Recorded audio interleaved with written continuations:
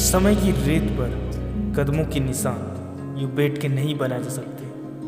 उसी तरीके से अपनी ज़िंदगी में कोई चीज़ यूँ बैठ के हासिल नहीं कर सकते।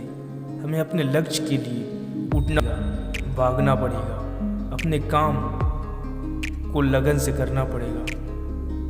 बेहतरीन लक्ष्य और सर्वश्रेष्ठ प्लानिंग होने के बावजूद भी आप असफल हो जाते हैं, बेशर्ते आप उन पर अमल ना करें, शर्मिंदा होकर ना बैठे। कर्म ही वह जादू है जो आपको परमानेंट सक्सेस दिलाती है।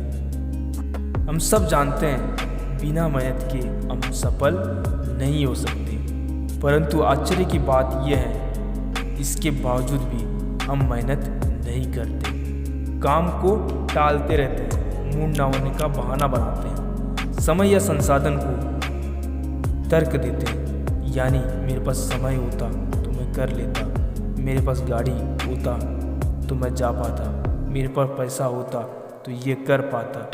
यानी काम करने के अलावा हम सब कुछ करते हैं। तुलसीदास जी कहते हैं सकल पदार्थ जग माही, कर्महीन नर पावत नहीं। यानी इस दुनिया में सारी चीज़ हासिल की जा सकती है, लेकिन वे कर्महीन व्यक्ति को कुछ नहीं मिलता।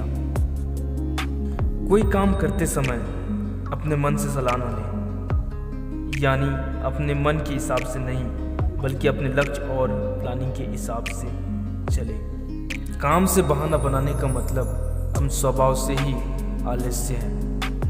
हमारा मन हमें मनोरंजन या आनंद की आसान आकर्षित की राह पर खींचता है। हमें गलत राह पे, हमें गलत आदत की ओर अट्रैक्शन हो जाता है। हम भूल जाते हैं सफलता की राह मुश्किलों से भरी भरी होती है। इस पर चलने के लिए हमारे मन को काबू करना होगा, अपने इच्छा शक्ति को बढ़ाना होगा, अपने लक्ष्य की तरफ लगातार बढ़ना होगा। हम ये भी भूल जाते हैं कि सफल व्यक्ति अपने मूड के दास नहीं बल्कि उसके स्वामी होते हैं। विश्वविख्यात नाटककार जॉर्ज बर्नार्ड शॉ का कई बार लिखने का मूड नहीं होता था, लेकिन मूड हो या ना हो वे लिखते थे, क्योंकि उन्हें महान साहित्य बनने का एक लक्ष्य था और लक्ष्य को अपने नज़रों से कभी हटने नहीं दिया। अपने लक्ष्य पर डटे रहे। अपने लक्ष्य, इस लक्ष्य को प्राप्त करने के लिए उन्होंने संकल्प लिया था कि हर दिन 5 पेज लिखेंगे, चाहे वो मूड कैसा भी हो। अगर आप भविष्य में सफलता की फसल काटना चाहते हैं तो आपको आज बीज बोने होंगे। अगर आप आज बीज नहीं बोएंगे तो भविष्य में फसल काटने की उम्मीद कैसे कर सकते हैं। पूरी संसार कर्म और फल के सिद्धांत पर चलती है, इसलिए आपको अपने कर्म के अनुपात ही फल मिलता है। यदि आप सफलता चाहते हैं तो कर्म में जुट जाए और तब तक जुटे रहे जब तक आपको मिल जाए।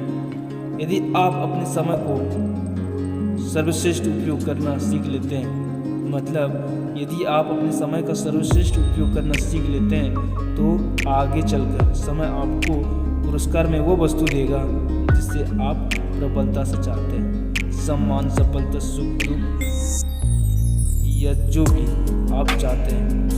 यदि आपको सक्सेस होना है, यह महत्वपूर्ण नहीं है कि आप क्या करने जा रहे हैं, महत्वपूर्ण यह है कि आप इस वक्त क्या कर रहे हैं।